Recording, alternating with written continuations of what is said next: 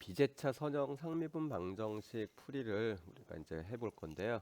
그러기 위해서는 우리가 이제 지금 처음 보는 개념들이 몇 개 나왔죠. 우선은 비제차라는 부분이요.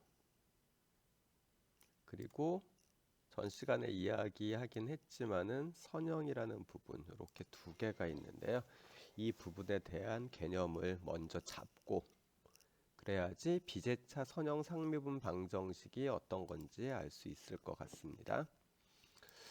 우선 선형이라는 건요, 방정식 내에서 우리가 찾으려고 하는 변수 y 있죠. 실제로는 함수인데 함수가 변수인 게 상미분 방정식이니까 미지수요. 그랬을 때 이 녀석의 관계가 선형인 미분 방정식을 우리가 선형 방정식이라고 합니다. 근데 우리가 알고 있는 선형의 성질을 지니고 있는 거는 1차 함수뿐이 없어요. 따라서 전 시간에 이야기한 것처럼 미분 방정식 내에서 y가 1차 함수의 형태로만 표현되어져 있으면, 즉 1차 함수의 형태로만 표현되어져 있는 구성이면은요, 그럴 경우에 우리가 미분 방정식이 선형이다라고 이야기를 합니다. 그러면은 이 미분 방정식의 해집합, 즉 일반해죠. 이 일반해의 집합이, 그러니까 일반해로 나타나는 그 해집합이 선형성이 유지가 돼요. 선형성이 유지가 된다는 이야기는 해집합 A가 있는데 여기에 어떤 Y가 만약에 들어간다. 즉 거꾸로 이야기하면은 특정한 어떤 Y라고 하니까 조금 느낌이 이상하니까 우리 F라고 합시다. 자, F란 함수가 얘가 이 미분 방정식을 만족하는 거죠. 그럴 경우에 F에다가 어떤 상수 K를 갖다가 이렇게 곱해줘요. 그래도 얘가 해집합을 만족하게 됩니다.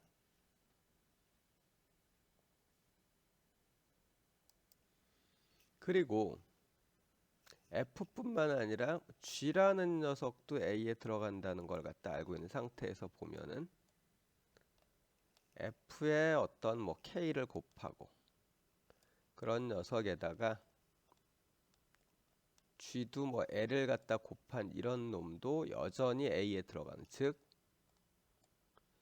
이것도 미분 방정식을 만족하는 경우에 우리는 해집합이 선형성을 유지한다라고 이야기를 해요. 그리고 이런 성질을 만족하는 A가 대부분은 우리가 봤었을 때 이제 벡터 집합이라고 보시면 되는데요.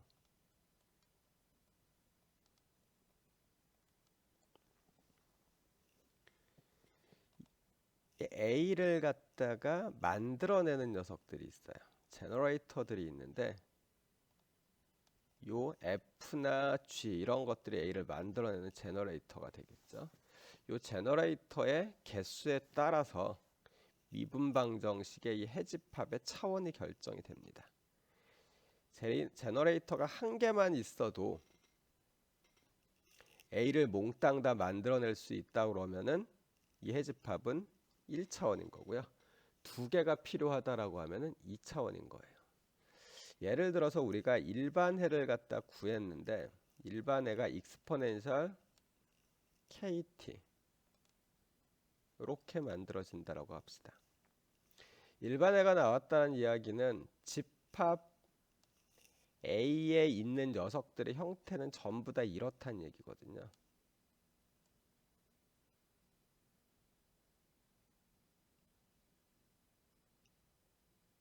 그리고 보통 우린 여기에 이제 C0가 붙어 있었죠. 구하면은. 그리고 정확히는 요 K가 값이 정해져 있었죠. 뭐 ET 요렇게요. 그럼 이 A에 들어가는 함수들의 형태는 뭐 익스포넨셜 ET 뭐 아니면 3 곱하기 익스포넨셜 ET 이런 식이 되는데요. A를 그럼 우리가 한 개만 알아내면요. 이 f의 형태가 이런 형태일 테니까 실제로 이 f에다가 적당한 숫자 k를 갖다가 계속 곱해주면은 다 a에 들어간다는 이야기죠. 선형일 경우에는. 이 모양을 벗어나는 놈은 없죠. 기본적으로 일반화가 이런 형태니까. 따라서 우리가 일계상미분 방정식에서 배웠었던 것들은요, 대개 선형상미분일 경우에는 일반회가 1차원입니다. 나중에 이계상미분이나 이런 것들을 할 때 보면은 예를 들어서 C0 익스포넨셜 ET 해의 일반해가 이런 식으로 나오게 돼요. 이렇게요. 이 경우에는 일반해가 이런 식으로 생겼다라는 이야기는 요 녀석 앞에 어떤 상수, 요 녀석 앞에 어떤 상수, 그리고 나중에 이계상미분에서는 얘도 해가 되고 얘도 독자적으로 해가 되거든요. 실제로는 일반해가 이런 모양을 가졌다라는 상황이면은 C0가 0이면은 얘도 해가 된다는 이야기잖아요. 그래서 요 녀석과 요 녀석 두 개가 제너레이터의 역할을 하게 돼서 이계상미분일 때는 해집합이 2차원이 됩니다. 뭐 이런 이야기들이 담겨 있는 게 해집합의 선형성이라는 이야기예요. 그 다음에는 이제 조금 전에 봤었던 제차, 비제차, 앞에 비자가 아닐 비자겠죠. 즉 제차냐 제차가 아니냐 이 얘기인데, 제차 방정식이라는 거는 기본적으로 주어져 있는 방정식에 상수가 없는 겁니다. 그럼 비제차는 반대겠죠. 상수가 있는 녀석을 우리가 비제차 방정식이라고 얘기를 해요. y가 변수니까 y를 제외한 나머지 것들은 다 상수거든요.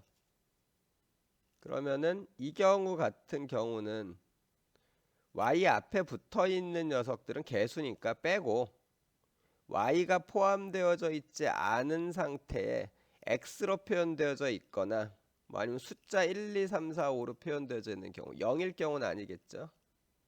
그런 경우를 우리가 제차 방정식, 즉 호모지니어스 시스템이라고 이야기를 합니다.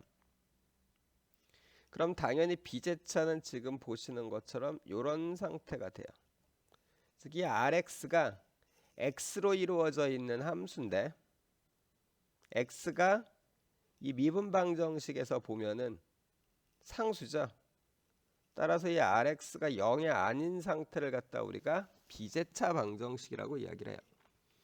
그래서 여기서 제차 선형 미분 방정식과 비제차 선형 미분 방정식으로 나눌 수 있는데, 제차는 지금 모양을 봐도 상수가 없기 때문에 실제로 이거 같은 경우에는 이렇게 잘라놓고 보면은 여기에서 양변을 y로 나누어 주면은 변수 분리가 되죠. 따라서 일계상미분 방정식에서 제차 선형 상미분 방정식 같은 경우에는 변수 분리법으로 몽땅 다 풀려요. 그런데 비제차인 경우 이 Rx가 x를 포함하지 않고 그냥 숫자로 되어져 있었을 때는 변수 분리로 되겠죠. 그런데 그렇지 않고 이쪽에 뭐 x라도 하나 이렇게 갖고 있으면은 변수 분리를 하기가 힘듭니다. 곱셈 형태로 없애야 되기 때문에 양쪽을 그냥 나눠 버리면은 y 쪽에 x가 항상 붙어 있게 되잖아요. 따라서 일계 선형 상미분에서 비제차인 선형 상미분 방정식은 변수 분리를 하지 못하고 우리가 앞쪽에서 했었던 완전 미분 방정식의 풀이를 이용을 합니다. 즉 완전 상미분 방정식으로 만들어 가지고 풀이를 한다라고 생각을 하시면 돼요. 우리가 일계 상미방을 할 때 변수 분리랑 완전 상미분 방정식의 풀이를 두 가지를 배운 이유 중에 하나입니다. 여기서 그럼 이제 또 하나 궁금한 게 생기죠. 선형이 아니면 어떡하냐? 즉 비선형 미분방정식일 땐 어떻게 해야 되냐라고 질문을 혹시 하게 된다면 일반적으로 비선형 미분방정식은 케이스 바이 케이스입니다. 그나마 다행히 일계상미분 방정식일 때는 그 케이스 바이 케이스를 그나마 어떻게 좀 정형화시킬 수는 있는데요. 그것도 모양에 따라서 꽤 많은 제한을 받게 돼요. 그래서 비선형을 갖다가 한 방에 어떻게 해결을 할 거냐라는 질문은 좋은 질문은 아닙니다. 방법은 일단 없다. 그때그때 해결한다. 물론 대표적으로 나오는 몇 가지 형태에 대해서 찾아놓은 것들은 있는데 워낙 제한적으로 사용되는 모양들이라 굳이 기억을 할 필요는 없습니다. 비선형일 때 어떻게 해결해 나갈 거냐라는 방법론적인 측면에서 우리가 이해를 하면 될 거예요. 그래서 비선형 쪽은 그때 나올 때마다 해결을 할 거고요. 선형에 대해서 먼저 하는 겁니다. 그리고 우리가 선형에 대해서 확고한 풀이 방법을 갖고 있기 때문에 비선형이 나오면은 제일 처음 생각해야 될 방법은 얘를 치환을 하던가 뭐 어떻게 해가지고 선형 미분방정식의 형태로 만들어낼 수 없을까에 대한 부분을 고민을 해야 돼요. 그게 항상 일감입니다. 그리고 나서 혹시 이 비선형 미분방정식에 아주 특별한 다른 방법이 없을까 이런 것들을 갖다가 고민을 하는 거죠. 자, 개념에 대한 이야기는 이 정도로 하고요. 그러면은 비제차 선형 상미분 방정식에서 변수 분리하 그냥 쓰면 되는데 완전 미분 방정식을 어떻게 이용을 할 거냐. 물론 우리가 알고 있는 완전 미분 방정식 풀이 그대로 y 프라임을 dy dx로 나눠서 곱해가지고 그냥 그대로 따라가도 되는데요. 그래도 이렇게 나와 있으니까 조금 정형화를 시켜보도록 하죠. 그 정형화 시키는 방법이 자 이렇게 나와 있습니다. y 프라임이 dy dx고요. 넘겨서 정리를 한 거고요. 자, 완전상미분 방정식 풀이를 하기 위해서 dy dx를 붙여서 정리를 이렇게 해봤어요. 그러면은 이쪽이 p가 되는 거고요. 얘가 p고 q는 1이 되는 거죠.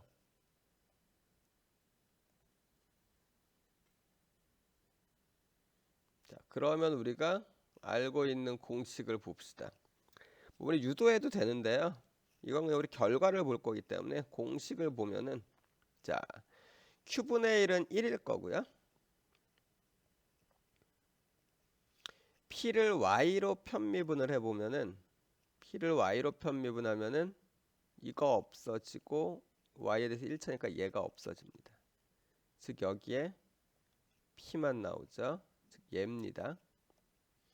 q는 x로 편미분은 0이고요. 따라서 적분인자의 형태가 이렇게 돼요. 여기 있는 이 p를 x로 적분한 다음에 익스포넨셜을 취해주면 됩니다. 물론 그렇게 하면은 이쪽에서 적분상수가 나올 텐데 적분상수는 우리가 0으로 잡으면 편하겠죠. 그거 정도만 생각을 하시면 돼요. 그래서 우리가 비제차 선형 3미분 방정식에서 완전 미분 방정식을 이용을 하기 위해서는 기본적으로 얘는 바꿔놓고 보면은 완전 상미분은 절대로 아니거든요. p가 0이 아닌 이상은 사실 p가 0이면은 일계상미분이긴 하지만 우리 그냥 적분해 버리면 되니까 고민을 안 해도 되고요.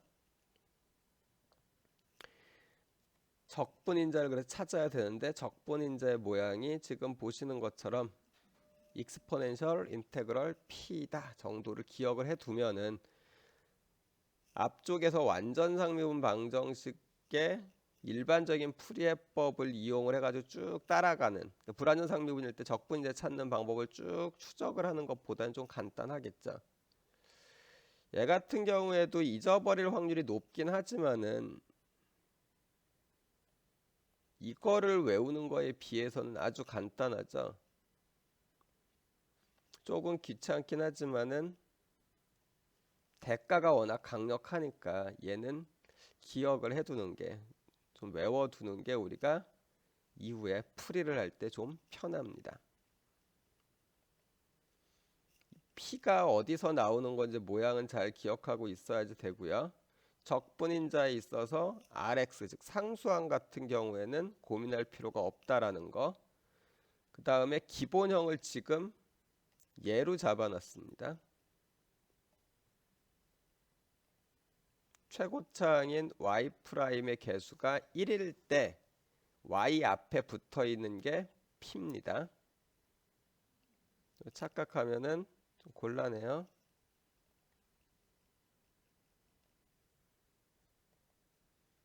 자, 그럼 계속 이어서 방법을 배웠으니까 예제를 한번 풀어봐야 되겠죠. 자, 예제가 y 프라임 플러스 y 탄젠트 x 이퀄 사인 EX 이렇게 주어졌습니다. 그럼 일단 우리 계산을 하려면 얘 같은 경우에 적분이제 찾아야 된다고 그랬으니까 P에 해당하는 녀석이 y 앞에 붙어 있는 탄젠트 x일 거고요. 적분해서 익스포넨셜을 취해서 해보면은 fx가 시컨트 x예요. 뭐 지금 우리가 보고 있는 여기에다가 지금 그냥 당장 시컨트 x를 곱해도 되고요. 바꿔서 곱해도 됩니다. 일단은 완전상면 방정식을 이용을 하기 위해서 dx dy로 풀어헤치고 난 다음에 시컨트를 곱해줘 봤습니다. 그러면은 완전상미분 방정식이 되는 거죠. 자, 그리고 나서 y부터 찾아보죠. u부터요. 자, u를 찾기 위해서 우선은 이 녀석을 x로 적분을 했습니다. 뭐 꽤 복잡해 보이죠. 사실 이걸로 하는 것보다는 요거를 y로 적분하는 게 더 간단할 수도 있어요. 그럼 u가 y 시컨트 x 플러스 2 코사인 x 플러스 ky 이퀄 c라는 녀석이 u의 모양이 되겠죠. 이거를 다시 미분을 해주면은 이게 시컨트 x가 나와야 되는 거예요. 따라서 k 프라임이 0이고 k가 상수라는 얘기네요. k가 상수면은 오른쪽에 임의의 상수 텀이 있기 때문에 안 써도 되겠죠. 따라서 우리가 찾으려고 하는 녀석은 일단 얘가 된 거고요. 이쪽에 초기 조건이 있으니까 초기 조건에 맞는 특수해를 찾기 위해서 x에 0, y에 1을 넣어서 만족하는 c를 찾아주면 됩니다. c가 3인 거죠.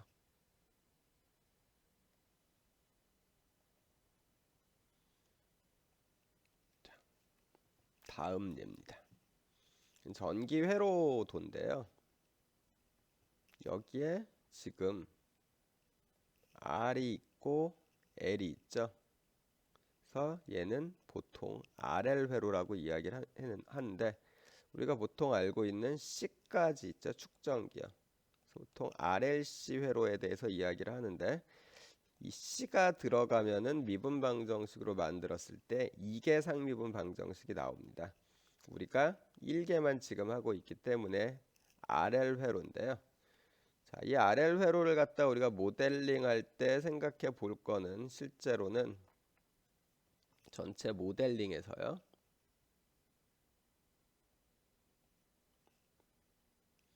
전체적으로 얘가 여기서부터 출발해서 이렇게 거쳐서 이렇게 갈 텐데요. 저항이랑 인덕터를 지날 때마다 여기서 출발한 전압이 떨어집니다. 여기서는 48에서부터 출발을 해가지고 여기 올 때는 0이 돼야지 돼요. 실제로 요 녀석이 48V라는 말의 의미가 출발 지점과 끝나는 지점의 차이가 48이라는 얘기잖아요. 그러면은 그 세기 때문에 얘네들이 적당한 수준으로 전압 강화를 갖다가 이루어내야 되는데, 저항을 지날 때 전압 강화는 I 곱하기 R입니다. 즉 RI예요. 그 다음에 인덕터를 지날 때, L을 지날 때 전압 강화는 LI 프라임이 나옵니다. 따라서 여기서 이렇게 지나가 가지고 여기까지 왔었을 때는 지나면서 일어난 전압 강화, 이 양과 기전력은 서로 같아야지 됩니다. 요걸 근거로 우리가 전기 회로도를 모델링을 할 수 있어요. 여기 11ohm이죠, R이. 따라서 일단 11I만큼의 전압 강화가 있고, L이 0.1H니까 0.1I 프라임만큼의 전압 강화가 있겠죠. 기전력은 48. 그래서 우리 요렇게 됩니다.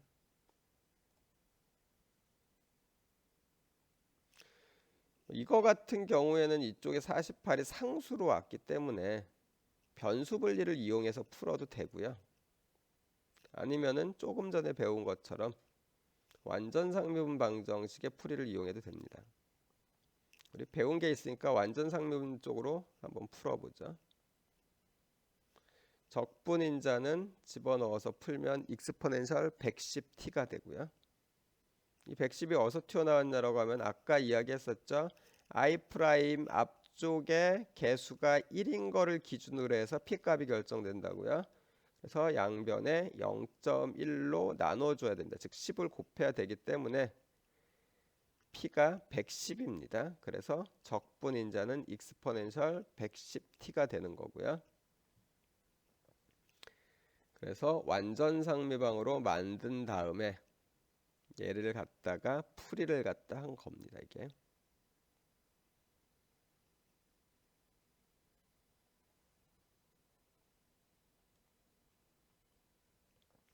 거꾸로 해서 다 찾고, 여기서는 초기값이 주어지지 않았으니까 뭐 이대로 놓으면 되겠네요. 자, 그럼 비제차 선형 상미분 방정식에서 사용되는 완전 상미분 방정식의 풀이가 어떤 의미인지 아시겠죠?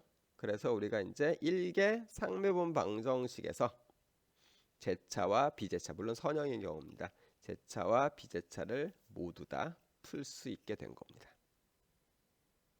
됐죠?